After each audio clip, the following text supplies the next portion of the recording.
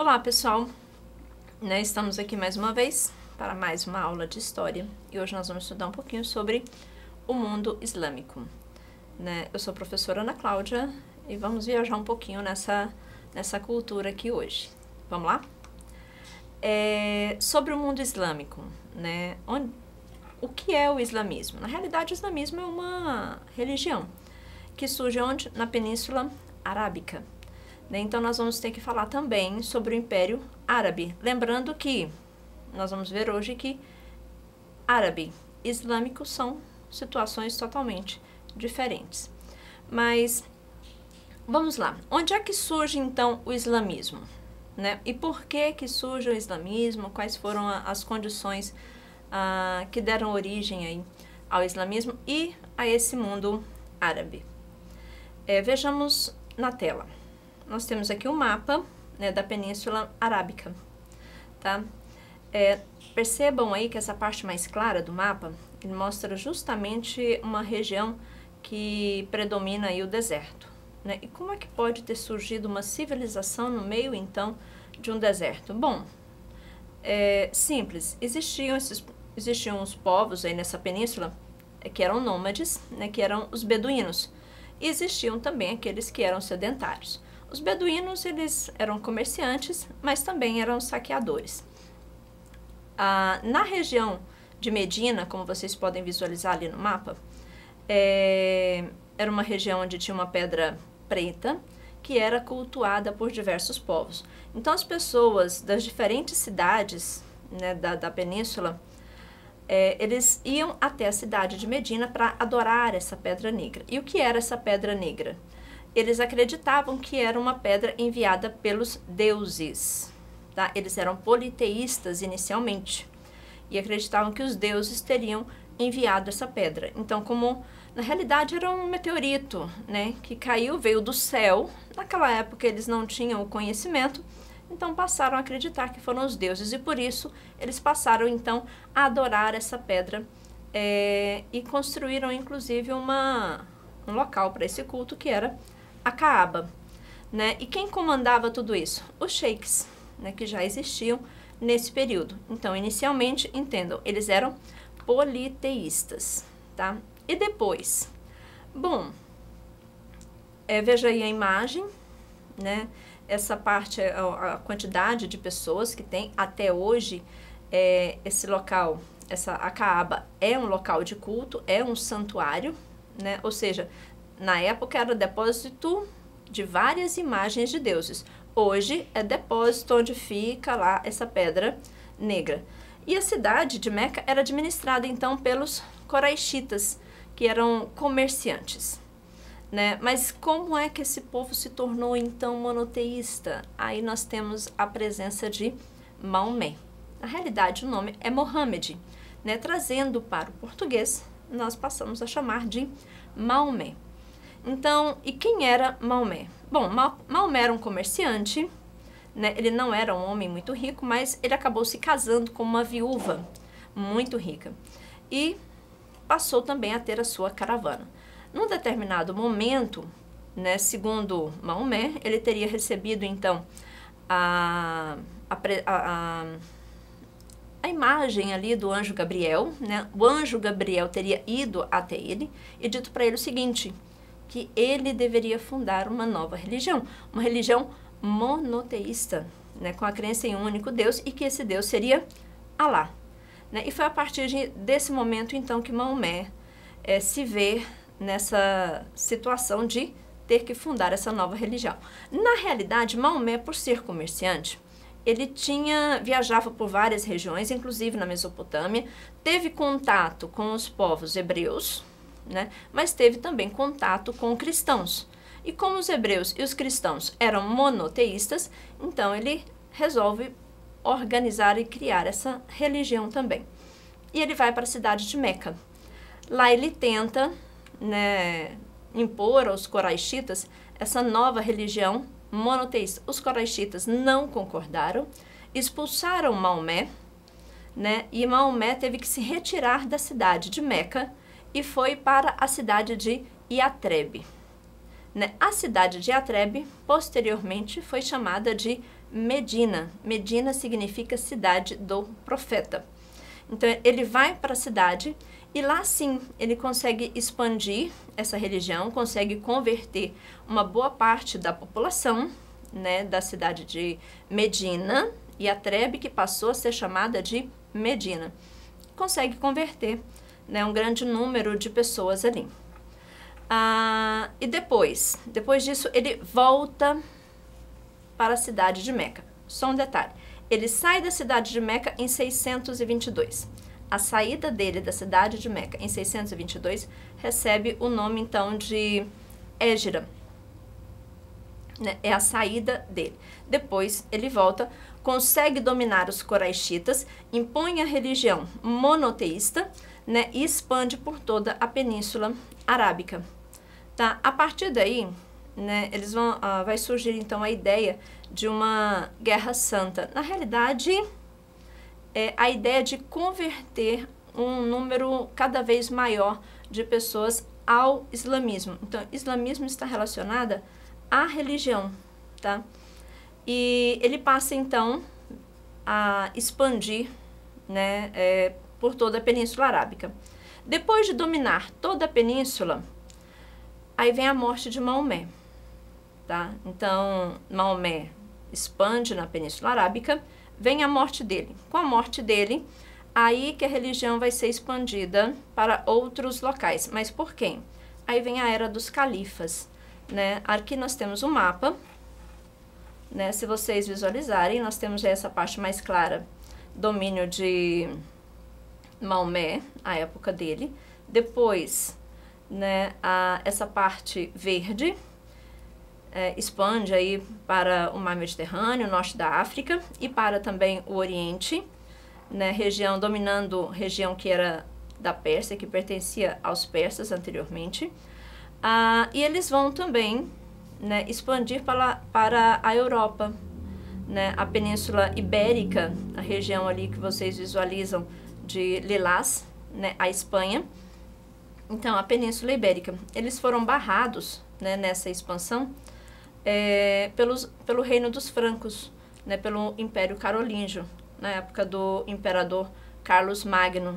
Então, eles foram barrados ali e permaneceram na região de Portugal por cerca aí de 800 anos. E a religião, vejamos a tela. O livro sagrado é o Alcorão, né? Existe também a Suna. A Suna seria o quê? Seriam os ditos de Maomé. Maomé não deixou nada escrito, ele era analfabeto, mas os seus seguidores escreveram, né? Colocaram ali tudo. Então tem as Sunas. Teve também uma divisão depois da morte de Maomé, né? Um grupo acreditava que para ser líder da religião teria que ser um descendente direto de Maomé. Já tinha um outro grupo que não, que acreditava que para ser líder da religião, né, ele teria apenas que ter um vasto conhecimento. Então nós vamos ter aí uma divisão entre xiitas, que eram os que acreditaram que ele deveria ser o descendente direto, e os sunitas, que acreditavam que qualquer pessoa que tivesse condições poderia liderar.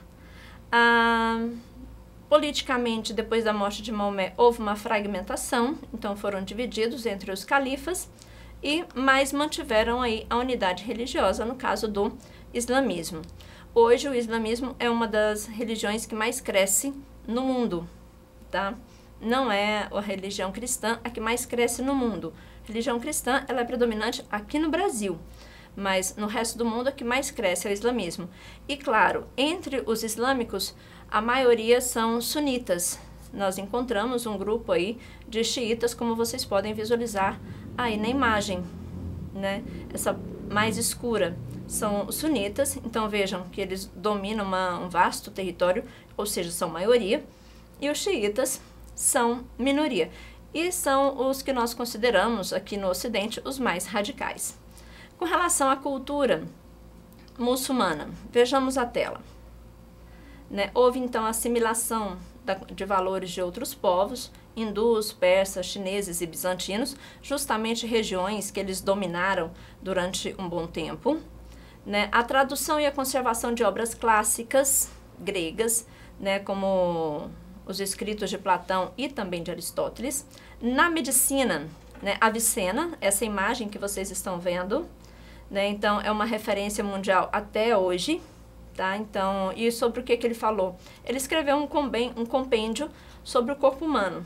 A matemática, números arábicos, o zero, avanços em trigonometria e álgebra, e a física, né, fundamentos de ótica, e a química, tá? Descrição sobre o processo de destilação, filtração e sublimação, desenvolvimento do carbonato de sódio, nitrato de prata, ácidos nítrico e sulfúrico e álcool. E eles também tentaram criar aí o elixir da longa vida. Na arquitetura, eles se destacaram, né, nas cúpulas, né, minaretes, arcos em ferradura, decoração com motivos ali geométricos e também vegetais. Ou seja, nós temos muito. E na língua portuguesa, nós temos também várias palavras de origem, geralmente palavras que começam com AL, têm uma origem islâmica. Então, influenciaram bastante. O açúcar aqui no Brasil, né, vocês vão estudar no próximo ano sobre a cultura brasileira, sobre o período, né, do ciclo do açúcar. Detalhe, o açúcar também é islâmico. Quem passou o conhecimento sobre como produzir o açúcar para os portugueses foram islâmicos. Vamos lembrar que os islâmicos, né, permaneceram na região de Portugal durante quase aí 800 anos. Então, nesses 800 anos, boa parte da cultura islâmica foi repassada também para os portugueses. Tudo bem? Vamos exercitar um pouco, então? Vamos lá. O islamismo é uma religião que mais cresce no mundo contemporâneo. Suas origens remontam ao século VII d.C. e sua expansão foi baseada na Jihad, Guerra Santa contra outros povos, especialmente os cristãos. Entre os séculos 7 e 8, foi constituído o Império Árabe Muçulmano, que dominou a Península Arábica. Os territórios dos atuais Irã, Iraque, todo o norte da África e a Península Ibérica, atuais Portugal e Espanha. Nesse processo de expansão, os árabes assimilaram muitos legados culturais de outros povos com os quais conviveram, como as tradições da cultura clássica e oriental. Além disso, fizeram com que valores culturais da antiguidade clássica chegassem ao mundo moderno. Isso foi possível porque os árabes, letra A, conseguiram profetizar os destinos da humanidade por meio dos signos do zodíaco.